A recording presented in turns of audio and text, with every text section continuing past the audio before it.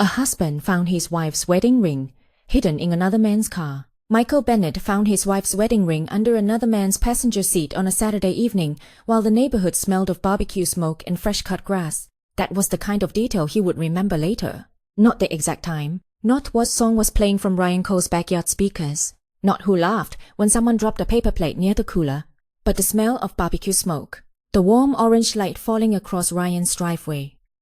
The way children were riding bicycles in the street, while adults stood around with drinks in plastic cups. The ordinary happiness of the moment made the discovery feel unreal, as if betrayal should have announced itself with thunder, not with a small flash of gold beneath the car seat. Michael had not gone looking for evidence. He had gone looking for jumper cables. Ryan's black SUV had refused to start at the end of the barbecue, and Michael, being the sort of man who helped before being asked twice, offered to take a look. "No problem," Michael said, wiping his hands on a napkin. "Pop the hood?" Ryan laughed nervously. "You sure? I can call roadside assistance. It's probably the battery. I've got cables in my truck, but check your back seat first. You might have some." Ryan hesitated, only for a second, but Michael would remember that too. Ryan opened the rear passenger door and leaned inside, moving a gym bag and a stack of paperwork. Michael walked around to the other side and opened the front passenger door to look under the seat. That was when he saw it, something small, glinting in the shadow. At first, he thought it was a coin. Then he reached under the seat and touched metal. He pulled it out. A wedding ring. A woman's wedding ring. For one heartbeat, Michael only stared at it, confused by the way familiar things sometimes become strange when seen in the wrong place. The ring was delicate. White gold, with a small oval diamond at the center, and tiny stones along the band. It looked exactly like Claire's ring, but of course it couldn't be Claire's ring. Claire had told him 4 days earlier that she lost it while doing laundry. Michael turned it over slowly. Inside the band was the engraving he had chosen 7 years ago, after saving for months and pretending not to panic over the cost. "Michael and Claire forever begins here." The driveway tilted. Sound disappeared, then came back too loudly. Music from the backyard. Someone laughing near the grill. A dog barking down the street. Ryan's voice behind him. "Find anything?" Michael looked up. Ryan saw the ring. His face went pale. That was the second confession. The first was the ring itself. Michael stood slowly, holding it between 2 fingers. His voice was calm in a way that frightened even him. "Why is my wife's wedding ring in your car?" Ryan did not answer. And in that silence, Michael Bennett felt 7 years of marriage begin to crack around one small circle of gold. Michael had bought the ring before he could truly afford it.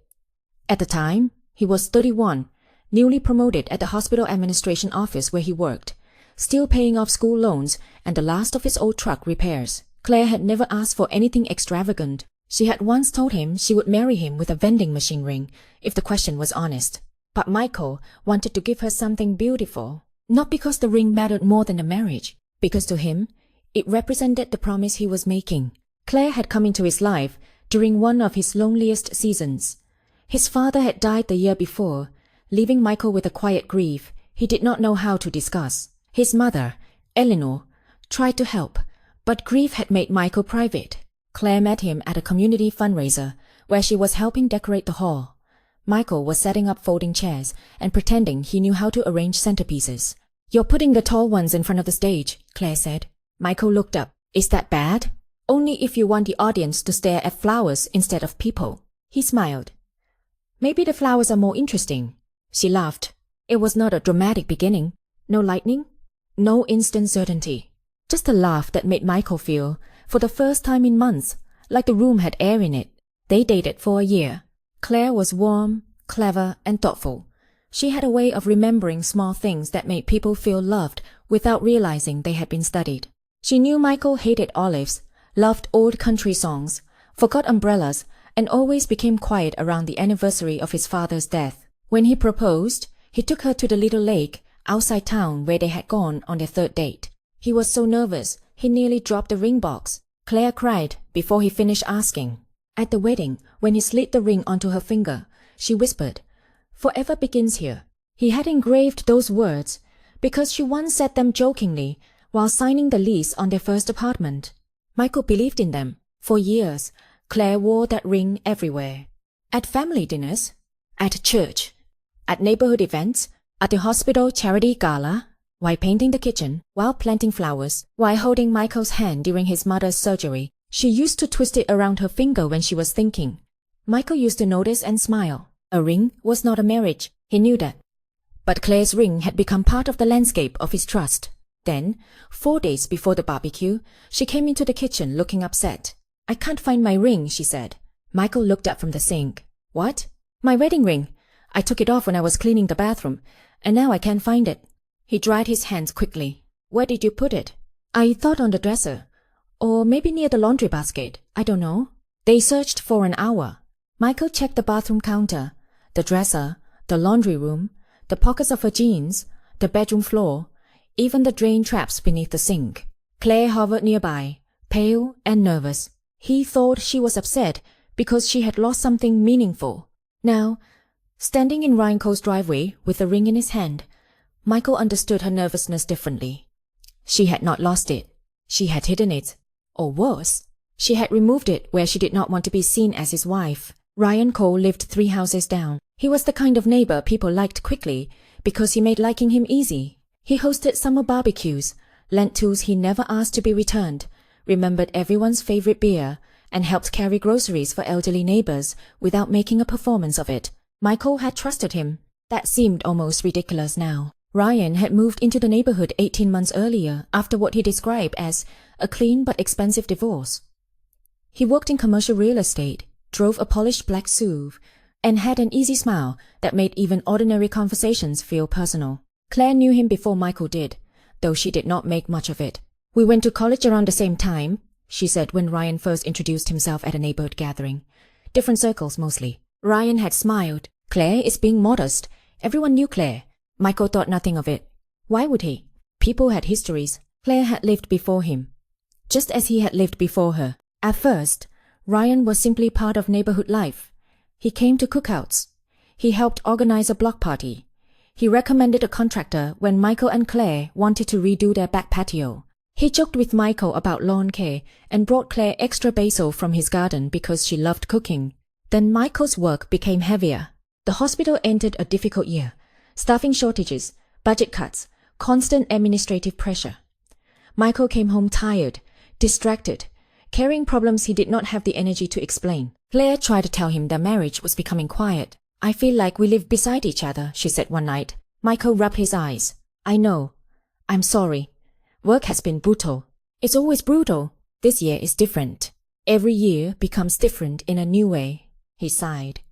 Not because she was wrong, but because he was exhausted. "I don't want to fight. I'm not trying to fight. I'm trying to reach you." He promised to do better. He meant it. For a week, he came home earlier. He took her to dinner.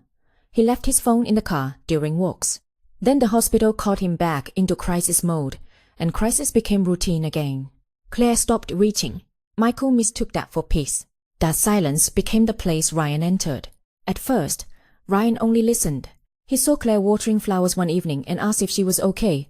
She laughed and said she was fine. Ryan looked at her and said, "That sounded practiced." She should have walked away. Instead, she stayed. Their conversations began in driveways and at mailboxes. Then texts. Then coffee while Michael was working late. Ryan remembered the version of Claire before marriage, before mortgage payments, before hospital schedules and quiet dinners. He told her she looked lonely. She hated that he was right. He told her Michael seemed like a good man, but not an attentive one. She defended Michael at first. Then less often, the first time Ryan touched her hand. She pulled away. The first time he kissed her, she said, "I'm married." Ryan looked at her ring. "I know." The ring became a witness she could not bear. Before their next meeting, Claire removed it and placed it in her purse. Afterward, she put it back on before coming home. That became the ritual. Take off the ring. Enter another life. Put it back on. Return to Michael. The first time was shame. The second was habit. The third was betrayal becoming organized. Then, one afternoon in Ryan's car, after a secret lunch became a kiss that nearly turned into more, Ryan looked at the ring in her hand and said quietly, "When you're with me, stop pretending you still belong to him." Claire should have ended everything at that sentence. Instead, she placed the ring in Ryan's cup holder. Later, when she heard Michael Cole asking where she was, she panicked. She grabbed her purse, forgot the ring, and rushed out of Ryan's SUV. By the time she realized it, Ryan had already moved it from the cup holder. Don't worry, he texted. It's safe. Safe. Under his passenger seat. 4 days later, Michael found it. Ryan tried to speak in the driveway. Michael did not let him. Don't, Michael said. Ryan swallowed. Michael, I can explain. No, you can't. A few neighbors glanced toward them from the backyard. Claire stood near the patio table, holding a paper plate, talking to another woman. She had not seen the ring yet. Michael closed his fist around it. Ryan lowered his voice. It isn't what you think. Michael looked at him. That sentence is always said by people who know exactly what it is. Ryan's face tightened. Claire dropped it. Claire told me she lost it in our house. Ryan said nothing. Michael looked toward the backyard, where Claire laughed at something someone said. The laugh sounded normal. That almost broke him. He turned back to Ryan. I'm going to ask you once. Did my wife get into this car? Ryan's jaw moved. Yes. When? Michael. When? A few times.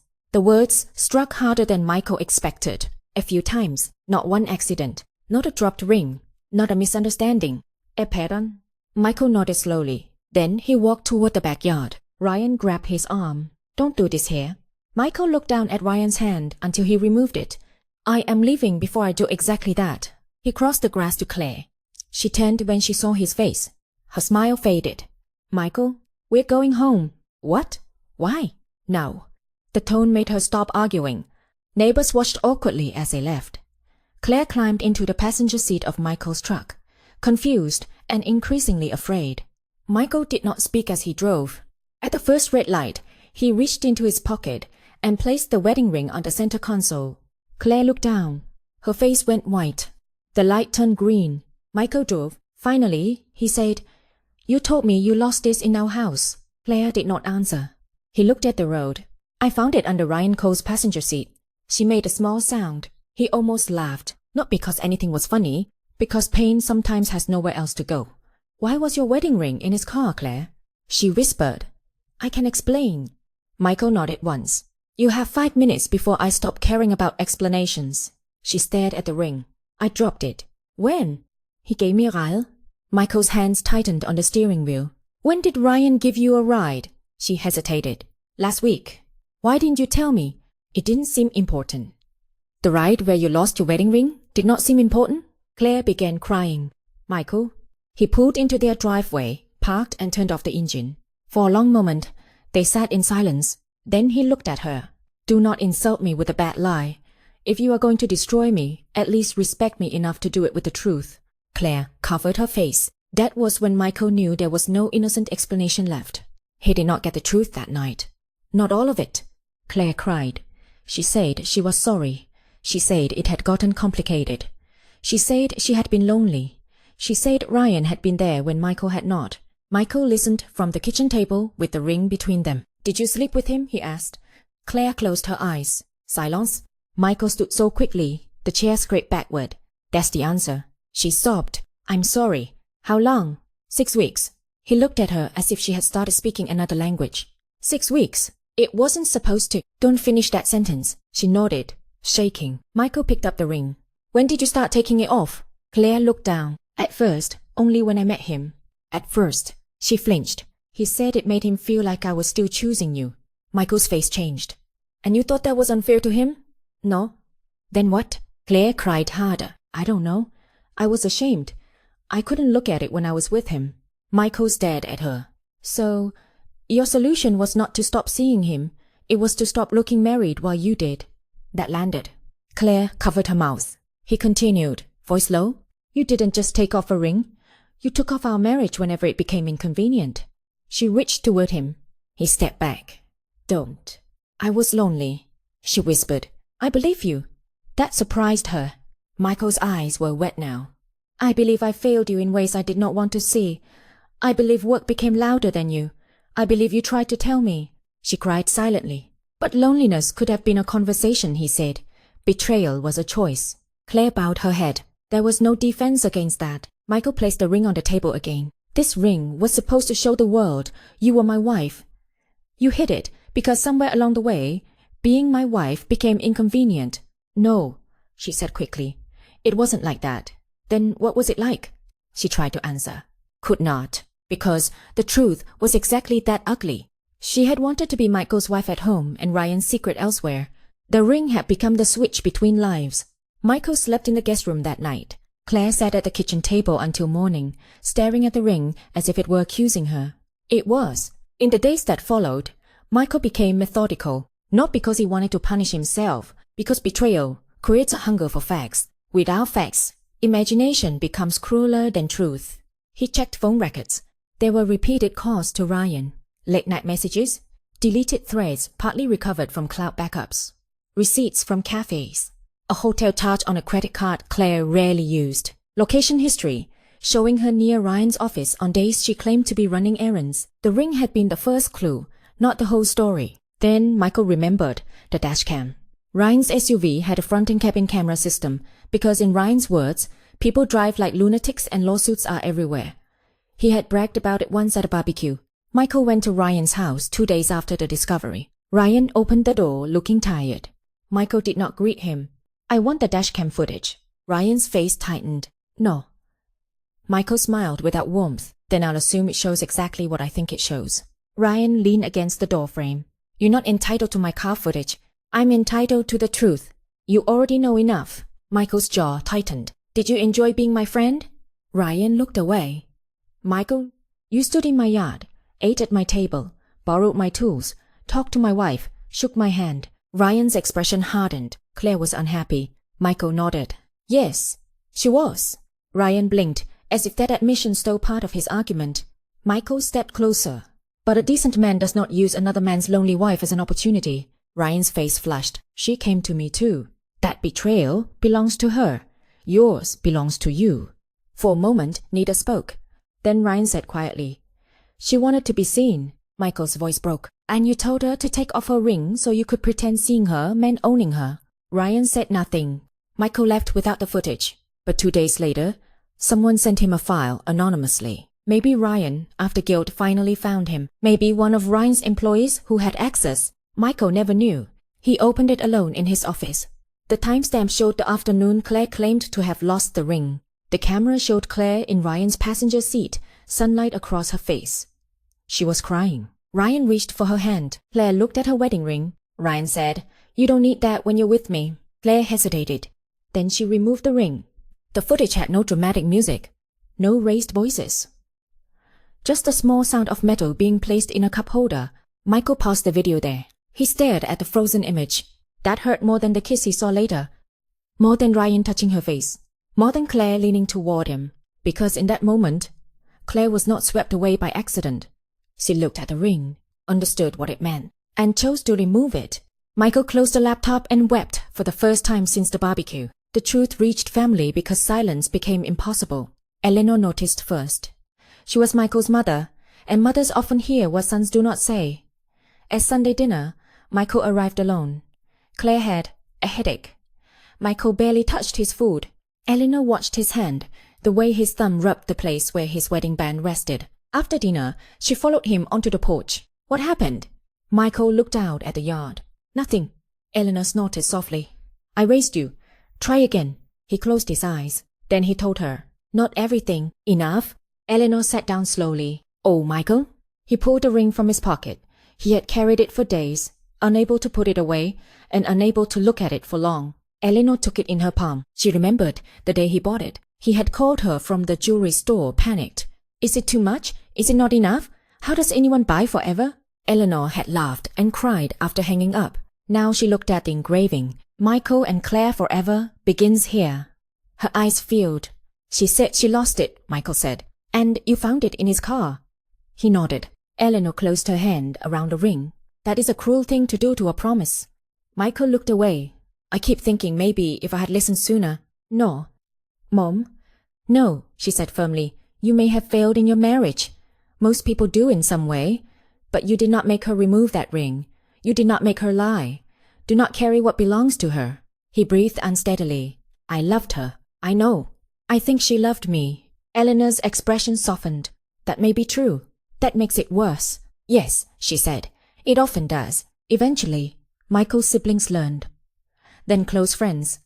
The neighborhood learned in fragments because Ryan suddenly stopped attending block gatherings and Claire moved into a short-term apartment. The story became whispered in driveways. But Michael did not care about gossip as much as he thought he would. The public humiliation hurt. The private image hurt more. Claire removing the ring. Ryan watching. The marriage becoming something she could take off and put on, depending on who was in front of her. Claire moved out 3 weeks after the barbecue. She did not go to Ryan. That surprised no one more than Ryan. He called repeatedly, sent messages, left flowers outside her apartment. She ignored most of them. Finally, she answered once. "Claire, we can finally stop hiding," he said. The phrase made her feel sick. Stop hiding. As if exposure had been liberation. As if Michael's devastation were only an obstacle removed. As if the ring under his passenger seat had been the beginning of their future instead of the evidence of her cowardice. "No," she said. Ryan was silent. "What?" "I don't want a life built from what I destroyed. You said you loved me." "I said a lot of things while lying to myself." His voice hardened. "So you're going back to him?" "I don't know what Michael will choose, but I'm not choosing you. Because of guilt? Because you wanted me to take off my ring, and I was weak enough to do it." Ryan said nothing. Claire continued. "You didn't love me. You loved the version of me who could leave her conscience in a cup holder." She hung up and blocked him. Therapy began the next week. At first, Claire tried to explain the loneliness. Her therapist let her speak, then asked, "What did you choose?" Claire cried, "I chose to answer Ryan." "What else?" "I chose to meet him." "What else?" "I chose the affair." "What else?" Claire covered her face. "I chose to remove my ring instead of honoring what it meant." That sentence became the center of her work. Not because the ring mattered more than the betrayal, because the ring made visible what she had done internally. She had not forgotten she was married. She had negotiated with the symbol of it. That was harder to face.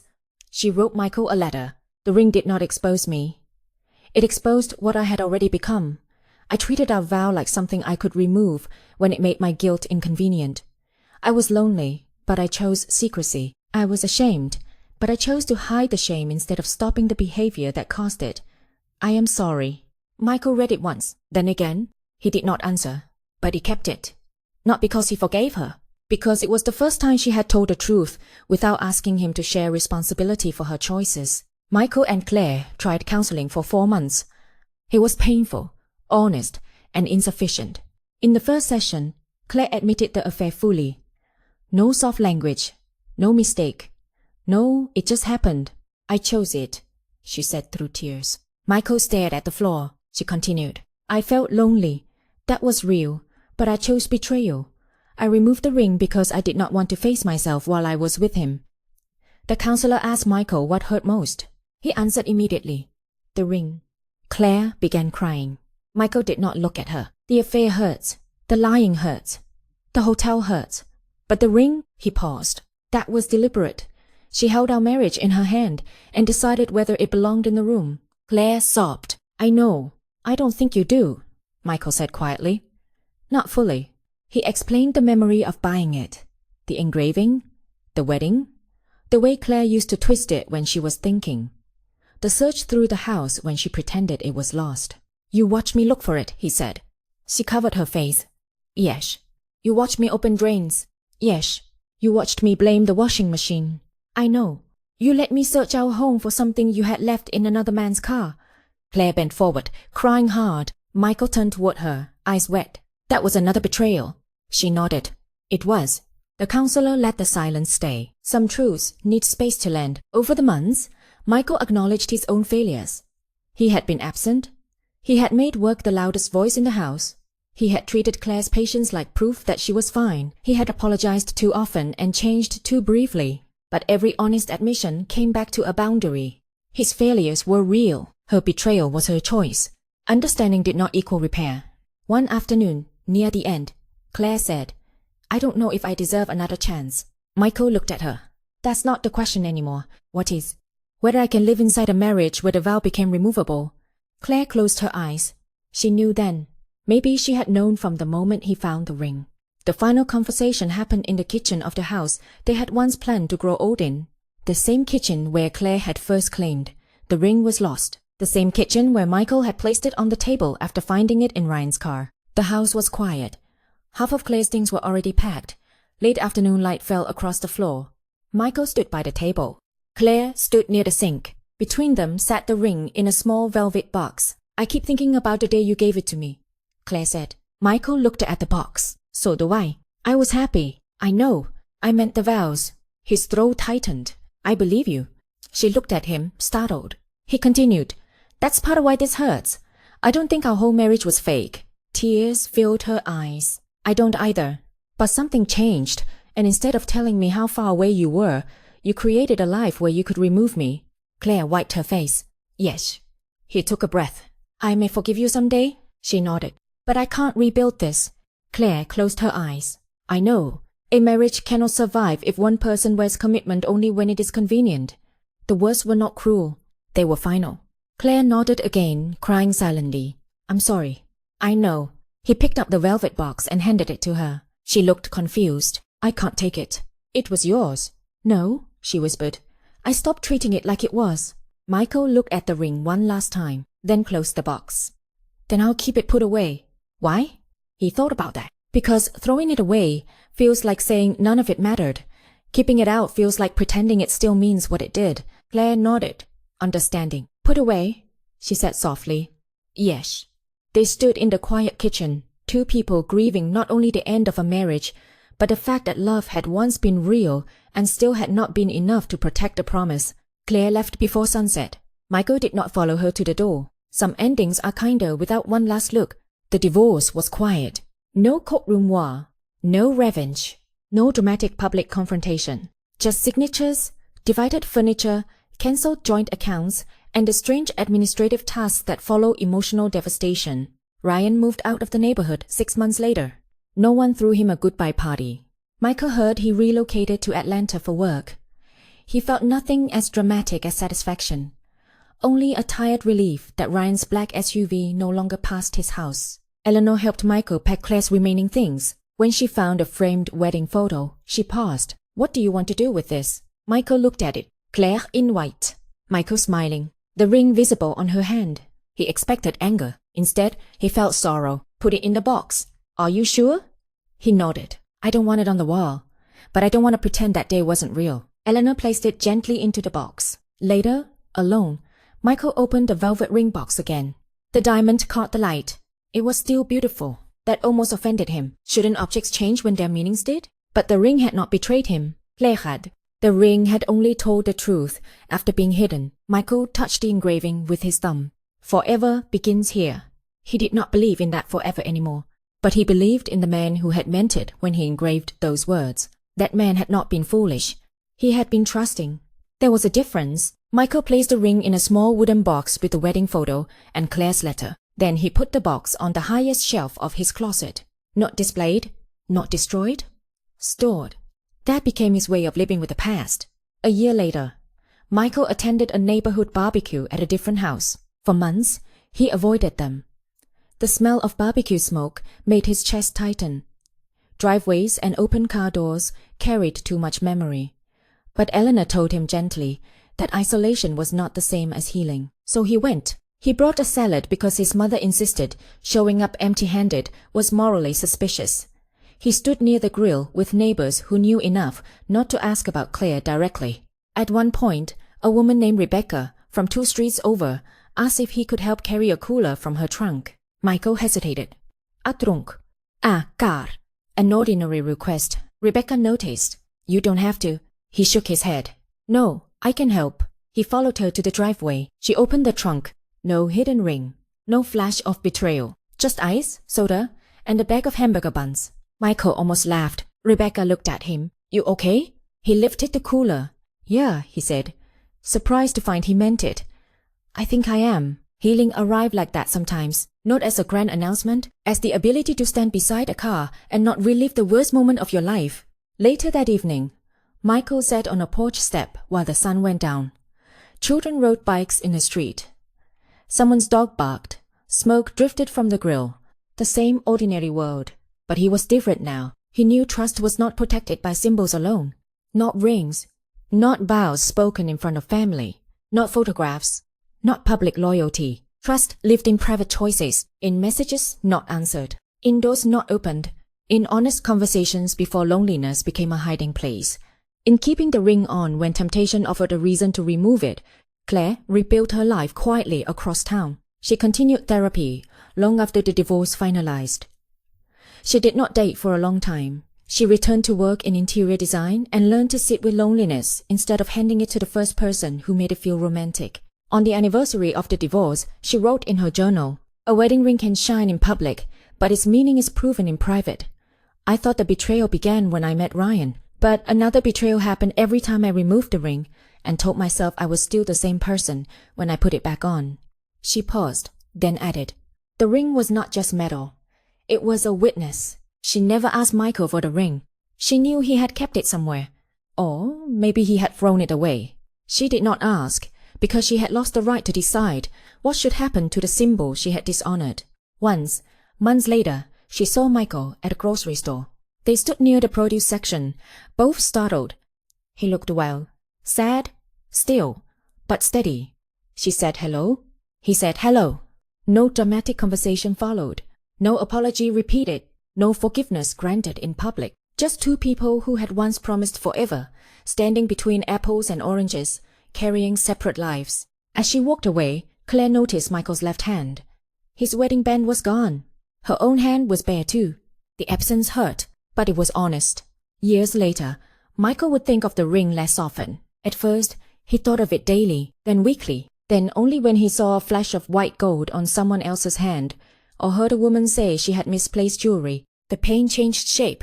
It became less of a wound and more of a lesson. When he eventually began dating again, he told Rebecca about the ring before their relationship became serious. Not every detail. Enough. She listened quietly. Then she said, "The worst part wasn't that she took it off. It was that she thought she could put it back on and make the lie disappear." Michael looked at her. "Yes." Rebecca nodded.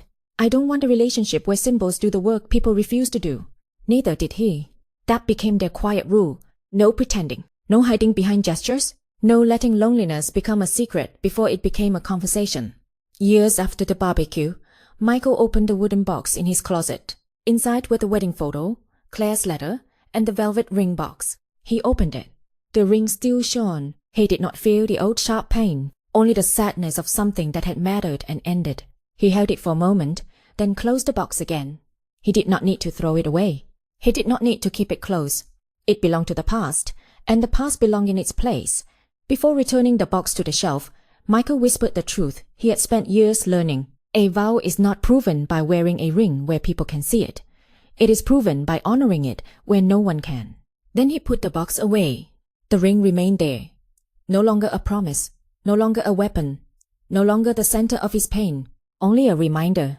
A wedding ring can shine in public, but its meaning is proven in private. When someone removes it to hide a marriage from another person, the betrayal is not only in the affair, it is in treating a vow like something that can be taken off whenever honesty becomes inconvenient